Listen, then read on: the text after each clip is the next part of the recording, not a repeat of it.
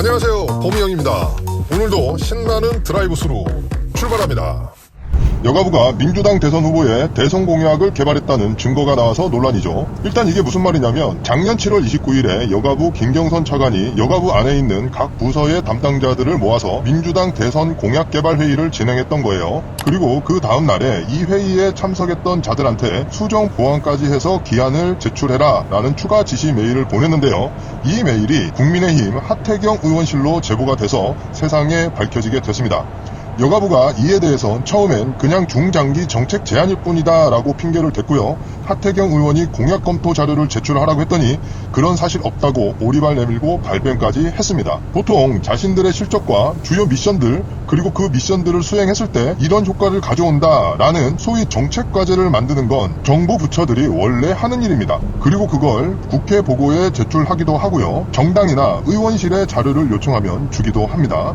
그런데 하태경 의원이 이게 정책 제안이 아니라 공약 공모다라고 하는 이유는요. 저 메일을 보면 주의사항에 과제 관련해서 외부에 자문을 구할 때 공약 이야기는 하지 말고 그냥 우리 정책 과제라고 해라 라는 내용이 있습니다. 왜 공약 이야기를 하지 말라고 했을까요? 그냥 자기들 스스로 앞으로 여가부는 이렇게 개편하면 좋겠습니다 라고 하면 태클 걸 사람이 전혀 없을 텐데 말이죠. 자기들도 정치 중립을 위반한다라는 걸 충분히 인지를 했다라는 겁니다. 그래서 아예 입단속을 시킨 거죠. 진짜 미친 사람들입니다. 이게 왜 문제가 되냐면 선거 기간에 정부 기관이나 부처에서는 중립을 지키지 못하고 특정 정당이나 후보자를 지원을 하게 되면 공직선거법 위반 행위이기 때문입니다. 다른 말로는 관건선거, 선거 개입이라고도 하죠. 그래서 10월 말에 하태경 의원이 기자회견을 열어 이 이메일을 공개했고요. 11월 12일에 선관위에서 김경선 여가부 차관을 포함해 고위 관계자들을 공직선거법 위반으로 대검에 고발을 했고요. 그 일주일 뒤에 대검이 민주당 정책연구원실을 압수수색까지 했습니다.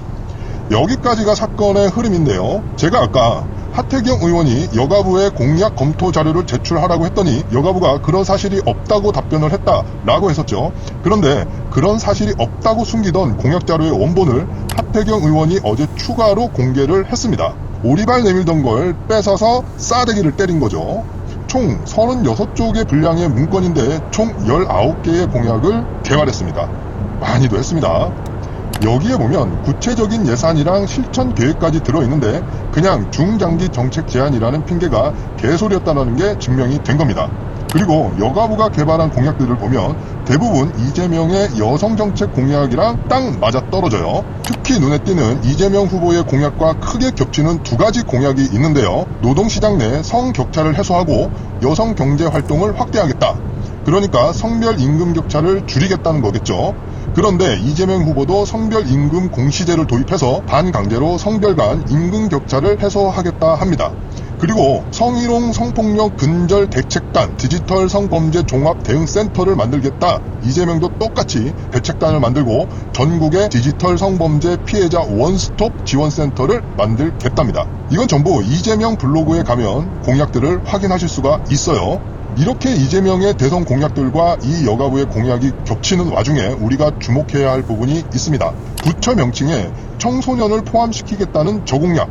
제가 이틀 전에 쇼츠로 전해드렸었는데 알고 보니 이때 만들어진 공약 중에 하나였던 거예요. 그러니까 단순히 우리가 청소년 정책도 많이 담당하니까 부처명에 청소년 넣을게가 아니라 지극히 정치적인 목적으로 이름을 바꾸는 겁니다. 아니 젠더 이슈나 페미니즘 옹호로 남녀 갈라치기 하는 것도 모자라서 대선에 개입해서 이재명에게 힘 실어주기를 하려고 한다? 여가부가 어디 민주당 정책실 소속 부서인가 봅니다. 비슷한 시기에 산업부에서도 청와대 비서관 출신 차관이 공약을 만들라고 지시했던 게 들통이 났었는데요. 이 정도면 청와대에서 직접 개입한 게 아닌가 싶을 정도예요. 정부 부처들의 독단적으로 그리고 동시다발적으로 이런 일을 벌인다? 이거 뭔가 냄새가 나죠? 페미 여가부에서 지원을 할 수는 있을 것도 같아요. 왜냐? 민주당 페미 특공대라고 불리는 전 현직 여가위 소속 의원 6명이 전부 이재명 선대위에 들어가 있어요. 이재명 캐슬의 여속 공주들이라고 부른다네요.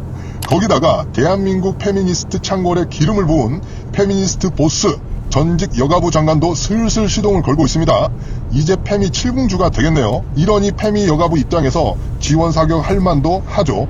자, 여기까지만 해도 어떻습니까? 지금 이 여가부 사태만 보더라도 자유민주주의의 대한민국에서 가장 중요한 가치 중에 하나인 공정이 무너졌다고 느껴지시죠? 진짜 비리, 횡령에 남녀 편가르고 분열을 조장하는 것도 모자라서 이제 선거 개입 시도까지 하다니, 하여튼 이 왼쪽 애들은 무슨 양파도 아니고 까고 또 까도 깔 게 계속 나와요. 진짜 대한민국의 암적인 존재들입니다. 이제는 2030 젊은 친구들의 설움을 달래주는 걸 넘어서 대한민국의 무너진 공정을 바로 세우기 위해서라도 진짜 이 여가부는 폐지하는 게 맞습니다. 오늘 내용이 공감되셨다면 좋아요와 구독, 댓글과 알림 설정을 꼭 부탁드리겠습니다. 여러분의 공감과 반응이 큰 힘이 됩니다. 감사합니다.